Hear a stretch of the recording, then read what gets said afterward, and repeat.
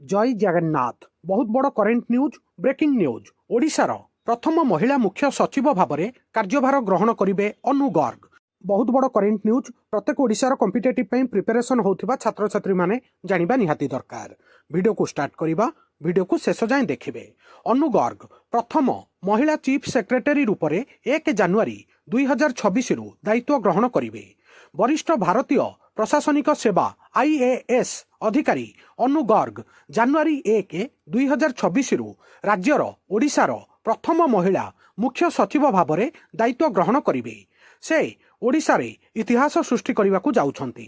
तांकर नियुक्ति ओडिशार प्रशासनिक इतिहास रे एक गुरुत्वपूर्ण माइल खुंट। देशर शीर्ष अमलातांत्रिक पदवी रे महिला मानक प्रतिनिधित्व को प्रतिफलित करे। वर्तमान आमर ओडिशार चीफ सेक्रेटरी जी अच्छा मनोज आहूजा सी 31 डिसेम्बर 2025 रे अवसर ग्रहण करने को जाउछंती।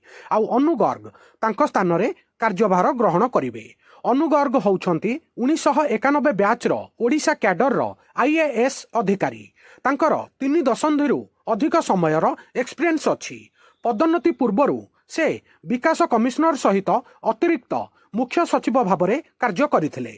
योजना अभिसरण एवं जल संपद क्षेत्र में प्रमुख दायित्व मध्य ग्रहण करथिले। तांकर 30 वर्ष रु अधिक एक्सपीरियंस अछि। तांकर एही नियुक्ति ऐतिहासिक भाव में गुरुत्वपूर्ण, कारण से ओडिशा रे मुख्य सचिव पदवी रे थिबा प्रथम महिला बनिबाकू जाउछंती। आज पर्यंत ओडिशा रे जेते जण चीफ सेक्रेटरी रूपे कार्य करिसंती, ये प्रथम महिला भाव में अनु गर्ग कार्य करिवे। ए पॉइंटटा मने रखिबे। एबे आउ गोटे बड़ पॉइंट कहि दउछि। उच्च प्रशासनिक सेवा मध्यरे लिंग विविधता एवं नेतृत्व संतुलन को प्रोत्साहित करने दिगरे एही पदक्षेप को एक पदक्षेप भाव में मध्य देखा जाउछि। चीफ सेक्रेटरी रूप में से केउ कार्य करिवे तांको विषय रे जणै दउछि। मुख्य सचिव भाव में से राज्य अमलातंत्र प्रशासनिक मुख्य एवं मुख्यमंत्री प्रमुख परामर्शदाता भाव में कार्य करिवे। नीति कार्यान्वयन एवं अंतः विभागीय समन्वयर एक केंद्रीय भूमिका मध्य ग्रहण करिवे। एबे तांकर एक्सपीरियंस विषय रे किछि इंपोर्टेंट पॉइंट जणै दउछि। अनु गर्ग पूर्वरु आम ओडिशा रे मध्य कार्य करिसंती। फेब्रुआरी 2023 मसियारे से ओडिशार विकास कमिश्नर भाव में कार्य करुथिले एवं प्रथम महिला IAS अधिकारी मध्य बनिथिले। अनु गर्ग केंद्र सरकारंकर बहुत गुरुत्वपूर्ण विभाग मध्य परिचालना करिसंती। किछि इंपोर्टेंट पॉइंट जानिबा। महिला एवं शिशु विकास, श्रम एवं ESI, स्वास्थ्य एवं परिवार कल्याण, योजना एवं अभिसरण, जल संपद एभली प्रमुख डिपार्टमेंट रे से पूर्वरु मध्य कार्य करिसंती। आ तांकर एक्सपीरियंस निश्चित रूपे आम ओडिशा पई बहुत पॉजिटिव रहियो बोली आशा करा जाउछि। एबे आपन को कंक्लूजन पॉइंट जणै दउछि। एतिकी पॉइंट आपण माने मने रखिबा निहाती दरकार आपनकर एग्जाम पॉइंट ऑफ व्यू पई। प्रथम पॉइंट, अनु गर्ग 1 जनवरी 2026 रु ओडिशार प्रथम महिला मुख्य सचिव भाव में कार्यभार ग्रहण करिवे।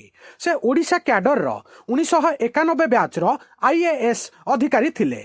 डिसेम्बर 31 2025 रे वर्तमान मुख्य सचिव मनोज आहूजा जे कि अवसर नेबे तांको स्थान रे अनु गर्ग 1 जनवरी रु कार्य करिवे। अनु गर्ग प्रधानमंत्री कार्यालय समेत ओडिशा एवं केंद्र रे अनेक कार्य करिसंती। वरिष्ठ नागरिक सेवा रे लिंग प्रतिनिधित्व क्षेत्र रे तांकर नियुक्ति एक माइल खुंट अटे। सांग माने बहुत बड़ करेन्ट न्यूज थिला आम ओडिशार करेन्ट अफेयर। ए भिडियो रे मु आपण मानकु आम ओडिशार मुख्य सचिव जे कि 1 जनवरी 2026 मसिया बनवाक जाउछंती अनु गर्ग विषय रे संपूर्ण डिटेल ब्रीफ आउ समराइज करिकी जणाइली। सांग माने करेन्ट अफेयर रो बहुत बड़ इंपोर्टेंट क्वेश्चन आपण मानकर आगामी प्रत्येक Odisha exam OSSC, forester, Odisha police, RI, अमीन प्रत्येक कॉम्पिटिटिव एग्जाम रे ए क्वेश्चन टा पचरा जिबार बहुत संभावना अछि। मने रखिबे। सांग माने वीडियो केमिते लागिला निज ओपिनियन कमेंट माध्यम रे जणाइबे। वीडियो को लाइक करिवे, हाइक करिवे। ओडिशार समस्त युवपीढ़ी प्रत्येक छात्र छात्री पाखक शेयर करिवे। नुआ थिले वर्ल्ड अफेयर मधु जीके ओडिया चैनल को सब्सक्राइब करिवे। सबुदिन important GK, current affair, sports affair, world affair, employment news notification आपण मानकु एठारे मिली थाए। वीडियो देखिथिबारु बहुत बहुत धन्यवाद। जय जगन्नाथ। आपण माने समस्तिंकु आपण मानकर आगामी प्रत्येक कॉम्पिटिटिव एग्जाम पई all the very very best.